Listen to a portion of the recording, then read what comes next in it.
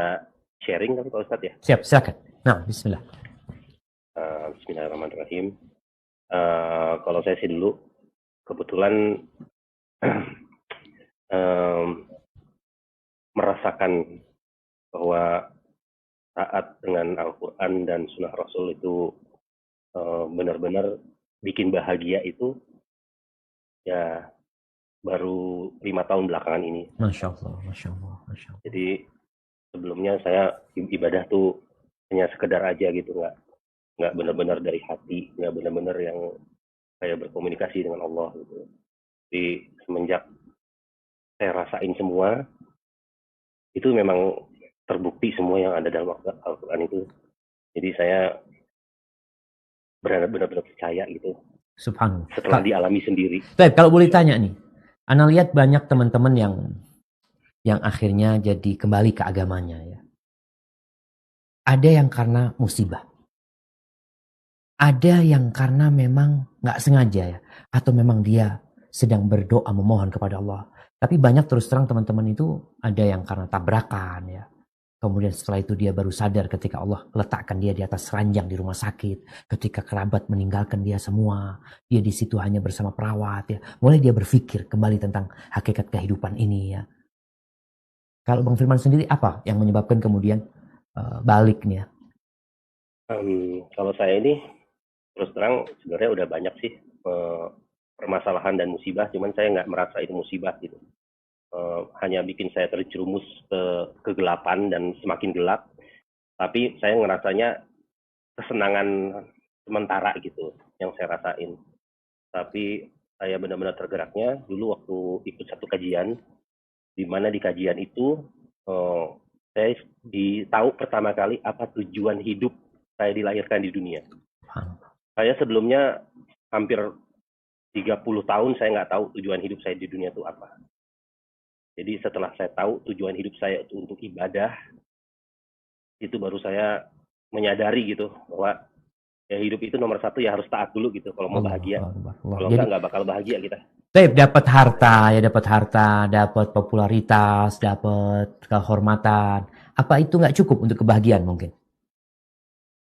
Sangat tidak cukup. Karena itu hanya semu kebahagiaannya itu, harta dan lain-lain. Tapi kalau buat saya pribadi sih, kalau mau bahagia ya kuncinya satu, harus taat sama Al-Quran sama Sunnah Rasul itu. Kalau kita udah taat, mau kita dapat musibah, mau kita dapat ujian sebesar apapun, kalau kita bisa sabar ya malah jadi pahala gitu. Subhanallah, subhanallah. Tapi mungkin di teman-teman yang mungkin jadi public figure ya, banyak sebenarnya wallahu a'lam mungkin berita-berita yang muncul ya, mereka akhirnya harus mengkonsumsi sabu-sabu, narkoba ya. Padahal kalau kita lihat sebagian mereka itu kerjanya membuat orang bahagia ya. Tapi ternyata kok dia sendiri nggak bahagia itu. Apakah memang banyak hati yang kering di dunia itu gitu? Gimana, Bang Firman? Kalau saya bilang sih emang banyak yang terjerumus gitu. Banyak yang mungkin karena imannya kurang taat. Jadi dia masih belum memikirkan hari akhir. Masih memikirkan banyak duniawi. Jadi apapun kesenangan yang ada di depan dia ya sama dia dimakan gitu. Justru yang kalau saya sekarang sadari gitu, kalau ketemu teman-teman juga yang masih banyak terjerumus ke sana, ya kuncinya cuma satu. Dia mesti benar-benar taat gitu. Apapun yang diperintahkan kita lakukan, yang dilarang ya jangan dilakukan, karena efeknya tuh memang benar-benar terjadi gitu. Kalau kita lakukan yang dilarang, ya pasti kita akan terjerumus ke hal yang tidak baik gitu. Artinya kebahagiaan itu akan hilang. Kebahagiaan itu akan hilang ketika terjerumus. Betul. Subhanallah, kan firman waktu ana di Jakarta, waktu kuliah di Jakarta itu tahun 97-98. Itu ada seorang guru yang manggil kita. Dia ngomong gini, nanti kata dia, entah tahun 2000 berapa ke atas, yang laris itu ustadz, kata dia. Loh, ana tanya kok bisa guru agama yang laris? Dia mengatakan, ketika orang sudah menikmati banyak hiburan ya, ketika mereka sudah merasakan banyak kenikmatan, mereka itu masih belum mendapatkan kebahagiaan.